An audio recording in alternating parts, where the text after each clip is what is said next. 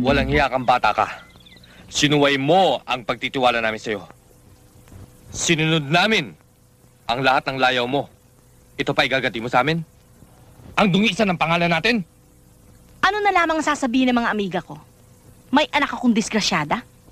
Hindi mo man lang naisip ang katayuan natin sa alta sosyedad? Papa, Mama, patawarin niyo na naman ako. Inaamin ko naman nagkamali ako pero talagang mahal ko siya eh. Mahal. Ikaw, mahal niya? Gaga! Tandaan mo to. Mula sa araw na to, hindi ka na makatutuntong sa pamamahay na to hanggat hindi mo hinaharap sa akin ang lalaking dumisgrasya sa'yo. Tandaan mo yan, ha?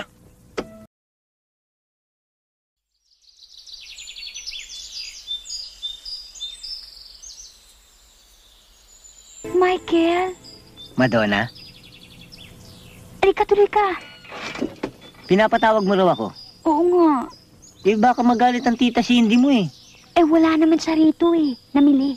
Ah, wala ba? Halika, maupo ka. Bakit ba? What's wrong? Is anything the matter? Michael, meron akong mabigat na problema Anong problema yan? tungkol sa pagdadalang tao. Ang ibig mong sabihin, pati ikaw? Yun na ba uso ngayon? Oy, Madonna, huwag kang magpapakamatay. Ano magpapakamatay? Ano mga pinagsasabi mo? Ba't naman ako magpapakamatay, ano? Sabi mo meron kang malaking problema. Nagdadalang tao ka kamo. Sinabi ko bang ako? Si Tina ang tinutukoy ko. Ah, si Tina. Alam ko na yun. Bakit? May nangyari na naman sa kanya? Pinalayo siya ng parents niya. At makakabalik lang siya sa kanila kapag dinala niya doon si Ricky. Ano problema? Eh di iharap si Ricky sa mga magulang ni Tina.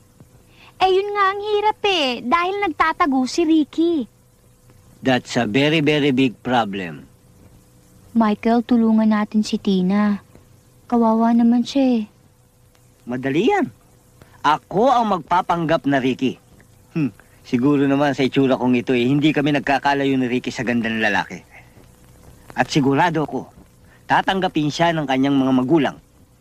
Remember that. Put it in your mind. Magagawa mo yun, Michael? Bakit hindi? Kaibigan mo si Tina, o di kaibigan ko na rin. Dahil ang kaibigan mo, ay kaibigan ko na rin. Kung sino ang mahal mo, ay mahal ko na rin. In other words, friends of yours is friend of mine. Love of yours is love of mine. Ay, naku, maraming salamat, Michael. Halika, punta na natin si Tina. Right away. Capital P-U-C. Right away. Tara. Papa, Mama, Baka hindi tayo papasukin. Ang sabihin mo, baka lumabas ang daddy ni Tina na may daladalang Armalite at pagbabarilin tayo rito. Tina, anong ginagawa mo rito? Hindi ba't sinabi ko sa'yo na huwag ka magpapakita sa akin hanggat hindi mo inaharap sa akin ang lalaki na bisgrasya sa'yo? Sino siya?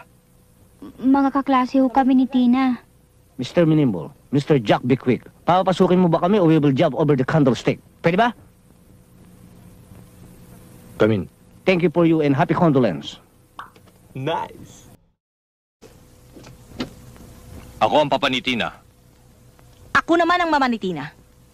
At kami naman ang mga kaibigan ni Tina. Ano may paglilingkod namin sa inyo? Nakahanda kami sa lahat ng oras para sa aming kaibigan. Anong pinagsasabi nyo?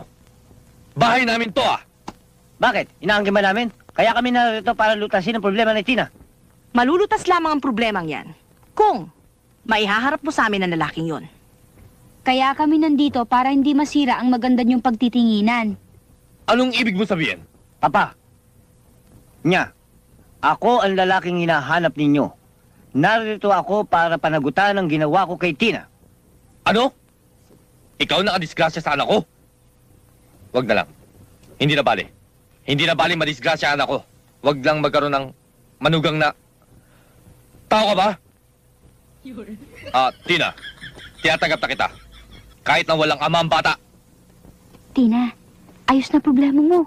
thank you, Madonna. Papa, you're so rude.